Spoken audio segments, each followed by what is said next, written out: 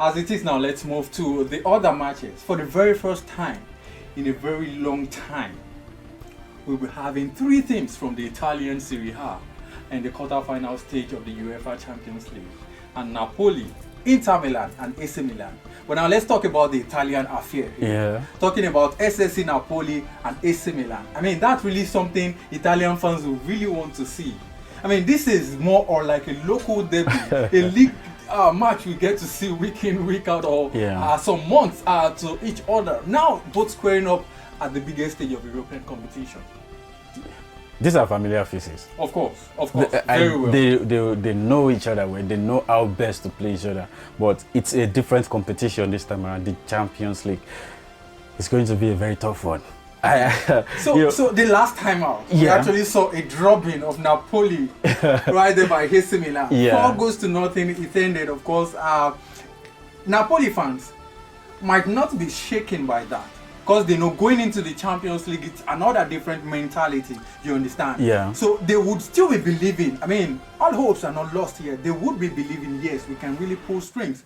Of course, they are leading the Italian Serie A log with a massive point compared to the second position. Yeah. So I think they are really in pole position to actually get down up the hook. Well, looking at the way Napoli has performed this season, I think they have been so bright this season, sensational. They are doing so well for themselves in the Serie A league there.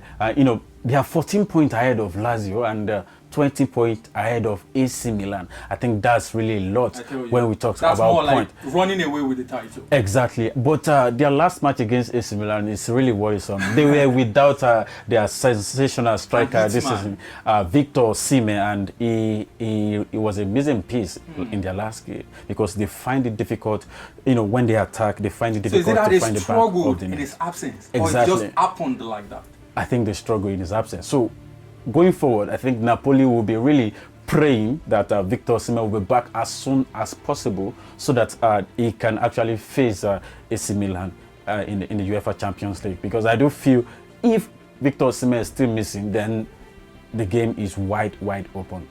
Yeah. Well, let's just hope he gets fit before that time, because excuses from either side won't be what we want to hear, especially when it comes to the UEFA Champions League quarter-final stage. All right, let's get to the last fixture of the quarter-final stage, as it involves European giants. Should we call them former or still existing European giants? Inter Milan going up against surprise of the season in the UEFA Champions League, Benfica. I mean, a Gonzalo Ramos inspired Benfica. I mean, they've been top-notch all season. Now they are at the quarter-final stage. What do you make of that? I think a very good one for Benfica.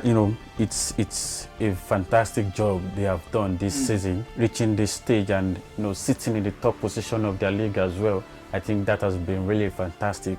And their sensational striker, the Portuguese Gonzalo Ramos, who has been outstanding this season for them, having a total of 17 goals. I think that has been so well for him.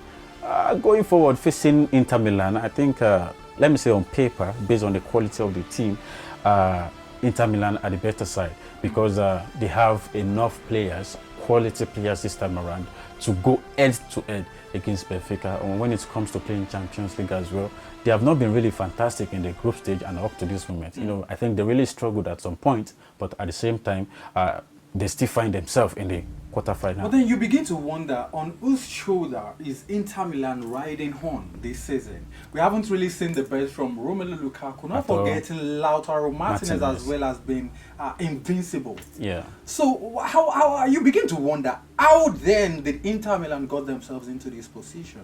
Like I said, they have been struggling in the Champions League this season. Against their opponent in the round of 16, I think they were able to score just a goal to make it round to this quarter final, which was really it's really worrisome going forward, actually. Especially against a free scoring side in Benfica. And you know what that means. And to defeat your opponent, you only have to outscore them. There is no away goal rule anymore. So you have to outscore your opponent to advance to the next phase of the competition. And looking at the way things are, Benfica are scoring more goals this time around, match after match, and you can see they are doing that so well in their league and also in the Champions League. You could see the aggregate score of their previous match in the round of 16. It's a wide margin there. Yeah. So going forward, I think if Inter are not careful and to still retain their status of a European giant, they really need to work towards that and lift up to that expectation. Well, I think this is where we would be having our differences. For me, I just sense and I feel it should be an outright victory for Benfica as it is. I wouldn't know what you're thinking, but then that's what I really do feel. I mean, I'm really sensing that as it is. Well, looking at how well Inter has defended this season, I do feel we might actually see a penalty deciding who advanced to the next phase of the UEFA Champions League semi-final. So, penalty is a 50-50 game. Well, I think we never can tell. You would like to sit on the fence as it is there on Benfica, Inter Milan. Yeah.